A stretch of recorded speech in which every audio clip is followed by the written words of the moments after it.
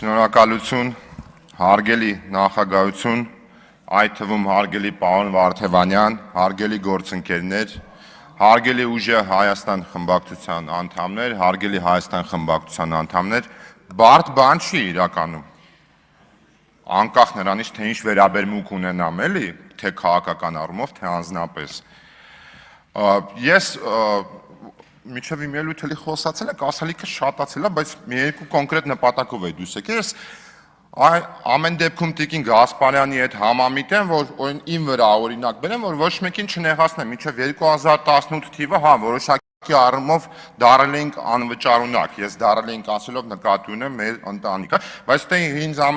երկար ժամանակ պարոն Սիմիզյանն է ճանաչում, իսկ պարոն Սիմիզյան, մինչև 2008 թվականը անվճարունակ էր մեր ընտանիքը, ձեր կարծիքով, ձեր իմացածով, վճարունակ էր, չէ, բավականին նորմալ տենց, էլի, 2008-ից հետո ինչ բաներ սկսվեց փոխվել։ Մինչև 2008 թվականը ես էլ եմ աշխատել պետական համակարգում կարճ ժամանակ եւ սկսել եմ չաշխատել, որովհետեւ տեսել եմ համակարգային կոռուպցիա։ Եվ երբ որ հարց է հնչում մարդուն, իսկ ինչ է ըստ ձեզ համակարգային կոռուպցիա, ասում եմ լսել եմ, կային էլի, բայց չեմ կարա տենց ձևակերպեմ, էլի դա ինչ է իրանից ենթադրում։ Ես այս քանի օր անդադ ուզում եմ խոսամ, ես ուզում եմ Տիկին Արեգա Հովսեփյանի շնորհակալություն հայտնեմ առողջապահության հանձնաժողովի տեխնացուին քննարկելու ժամանակ ինքը շատ կարևոր անդրադարձ արեց դեղ շրջանառության ոլորտին։ Եվ բավականին տեղին շեշտադրումներ արեց, եւ դուք մեկ-մեկ համեմատություններ եք անում Վրաստանի հետ, ոլորտներ կա, որ չենք համարում, որ ճիշտ է, բայց ոլորտներ կա, որ համարում են, որ ճիշտ է, եւ մասնավորապես այո, դեղ շրջանառության ոլորտը շատ կարեւոր է համեմատել Հայաստանի եւ Վրաստանի դեղագործական շուկան։ Եվ ըստ այդմ Վրաստանում բնակչությունը 3.9 միլիոն է, Հայաստանում 3 միլիոն է։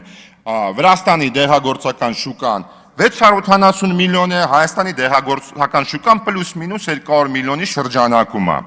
ԱՀ-ն Վրաստանում 0% է, Հայաստանի Հանրապետությունում ընդհանրապես աշխարհում գրեթե միակ երկիրն է, որ մինչև 20% է հասնում դեղի ավելացված արժեքի հարկը։ Արդյոք դրանք խնդիրներ են, միանշանակ խնդիրներ են։ Իսկ ինչքան է Հայաստանի Հանրապետությունում դեղերի գրանցումը։ Դեղերի գրանցումը գրադացիաներ ունի, տարբեր անվանումներ են գրել, սենց, չգիտեմ, օրիգինալ, ջեներիկ, տենց 500,000 դրամից մինչև 2.5 միլիոն դրամ, իսկ ինչքան է Վրաստանի Հանրապետությունում 500 լարի է, հիմա չեմ կարա դա դոլարով ասեմ իշկանա ստույգ, բայց հաստատ անգամ 500,000 դրամից է քիչ։ Սա ինչի համար եմ ասում։ Հիմա ինչ է իրենից ներկայացնում համակարգային կոռուպցիան։ Ես չեմ սիրում իհարկե ասել, որ ես բացատրում եմ, բայց տվյալ դեպքում պարտավոր եմ բացատրել պարոն Ֆարմանյանին, որ տասնյակ տարիներ աշխատում է պետական համակարգում եւ չի կարող ասի ինչ է համակարգային կոռուպցիան։ Համակարգային կոռուպցիան դա այն երևույթն է, երբ որ վերևից պարտադրված համակարգում ամբողջ շղթայում վերցնում են կաշառք։ Այդ կաշառքը կուտակվում է եւ ի վերջո գնում է դեպի վերև, դեպի ինչ-որ մի X տեղ։ Այսինքն տվյալ պարագայում ոլորտային ղեկավարի ձեռքը։ Ինչպես է աշխատում համակարգային կոռուպցիան, այսինքն նկատի ունեմ, կարա համակարգային կոռուպցիան աշխատի, որ օրինակ Վիլեն Գաբրիելյանը վատ ագահ մարդ է, փող է սիրում, գա դառնա մի հիմնարկի ղեկավար ու ասի այսօրվանից սկսած մենք պետք է այստեղ կաշառք վեկալենք ու դուք պետք է ինձ մուծվեք։ Կարա իհարկե, բայց մենակ մի դեպքում, երբ որ Հայաստանի Հանրապետությունում օրենսդրությունը, օրենքները լինեն լղոզված, մեկնաբանություն տեղ տվող ձևակերպումներով եւ այլն։ Չի կարա օրենքը հնարավորինս հստակ եւ պարզ գրված լինի, բայց Վիլենը լինելով վատ մարդ, ասի դուք օրենքին հակառակ պետք է սաղդ կաշառք վեկալեք, դա ասենք պարզ բան է, դրա համար ես միշտ ինձ անալիտիկ ուղիղ չպետք է ունենաս, դրա համար անկեղծ զարմանում եմ, էլի, ոնց է ասում մարդը ասում է, չգիտեմ ասում է, դուք ինչ միտումով եք հարցնում, բայց ես ձեր Տիկին Կարապետյան համաձայն եմ, որ ենթադրում է, որ եթե ասի հա, նշանակում է եղել է մեջը, բայց չեմ ասում եղել է մեջը կոնկրետ որպես փող վերցնող, բայց ես բացառում եմ, որ Հայաստանի Հանրապետությունում պետական համակարգում աշխատող մարդը չկարողանա ձևակերպի դա ինչ է իրանից ենթադրում, որովհետև դա նշանակում է ինքը անկեղծ չէ։ Հիմա հարց կծակի, թե ինչու համար ես դեղերի օրենքը բերեցի եւ խոսեցի համակարգային կոռուպցիայի մասին։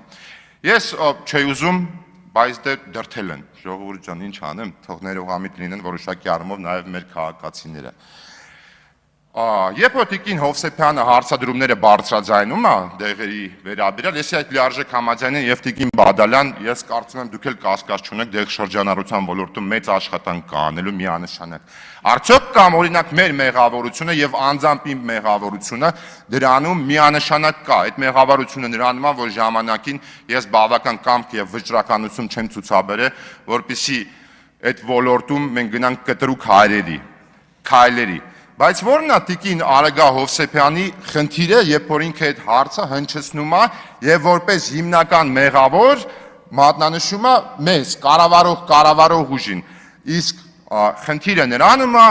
որ Տիկին Արեգա Հովսեփյանը, որը որ նաեւ իր հարց ու պատասխանի ժամանակ մի քանի անգամ շեշտադրեց, եթե ես չեմ սխալվում, բայց ոնց որ չեմ սխալվում, տենց բան կար, չէ, գիտելիքի մասով 5-րդ դասարանի գիտելիքա, 7-րդ դասարանի գիտելիքա, տենց տիրապետ էիք էլի, էդ էլ տենց որոշակի պսևդո ինտելեկտուալիզմա, որի դեմ իրականում Հայաստանում դեռ երկար տարիներ կարծում եմ պետքա պայքարել, որովհետև կրակը չենք ընկել էլի, որ մեր դիպլոմը կարմիր չի նշանակում ինտելեկտ եւ գիտելիք չունենք, բայց երբ որ Տիկին Հովսեփյանը դեղ շրջանառության ոլորտից բողոքում է, ինքը ակամայից պետք է նաև մի փոքր ձախ անի եւ վերև նայի եւ հարցեր ուղի իր գործընկերոջը եւ ասի իսկ կարող օրինակ դու տեղյակ ես թե ինչու համար է Հայաստանի Հանրապետությունում դեղ շրջանառության ոլորտը այդպիսին եւ ինքը միանշանակ վստահ եմ կարող է պատասխանել, որովհետեւ կասկած չունեմ տունը մեկ-մեկ ելույթները քննարկում են թե ինչ պետք է ստեղից խոսա Ինքը ձեզ կասի, որ այո, այդպիսին է, որովհետև օրենքի հիմնական ջատագովը մեր տնից է։ Սա այս վերջերս ռեկվիզիտով ստեղ բան է, էլի մոդա է դարը, սա գիտեք ինչ է։ Սա 57 էջը։ Սա Հայաստանի Հանրապետության դեղերի մասին օրենքն է։ Իսկ գիտեք Վրաստանի Հանրապետության դեղերի մասին օրենքը քանակով իշկան է էջերով 24 Ինչ թվում է քանակից ենք խոսում, բայց տվյալ դեպքում բառակույտից խոսացինք Հայաստանի Հանրապետության դեղերի մասին օրենքը բացառապես մի մարդու կողմից ստեղծված բառակույտ է, որը դու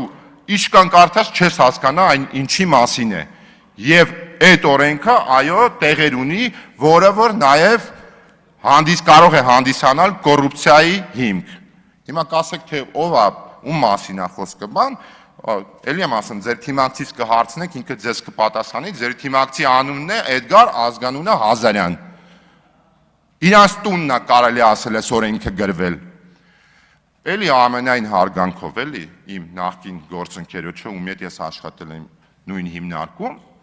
բայց սրան ինչի համար եմ անդրադարձում, քանի որ խոսացինք իմ արժանինքների մասին։ Ես տնից մայրիկիցս հանձնարարական եմ ստացել, պետք է պարտադիր սա ասեմ։ Մի քիչ անձնական նկատառումներով օգտագործում այս ամբիոնը։ Այո, արդյոք հանդիսանում է իմ արժանինքը այն, որ ըստ պարոն Հազարյանի, որ Դավիթ Տոնոյանը իմ ընկերն է, հանդիսանում է ոչ այն, որ իմ ընկերն է, այլ այն, որ ինքը իմ փաստացի ազգականն է, եւ այո, դա իմ համար արժանիք է, ինչպես նաեւ արժանիք է այն, որ իր քերին իմ հայրը 40 տարվա կադրային սպա է։ Էլի արժանիք է, արդյոք դա խոսում է ես այն մասին, որ ես գիտելիքներ ունեմ եւ հնարավորություն ունեմ պաշտպանության ոլորտի վերահսկողության մասով, չեմ կարծում, որ դա ինչ որ տենց պետք է ազդի այդ գործընթացի վրա, բայց միանշանակ ես ունեմ այդ ունակությունը տվյալ հանձնաժողովը ղեկավարելու, որտեղ ես գոնե այդ իմ փոքրիկ արժանինքներից է պաշտպանությունը եւ անվտանգությունը իրարից կարողանում եմ տարբերակել եւ հասկանալ, որ դրանք տարբեր բաներ են։ Եվ քանի որ ավարտվում է, ես ամեն դեպքում էլի կրկնում եմ, էլի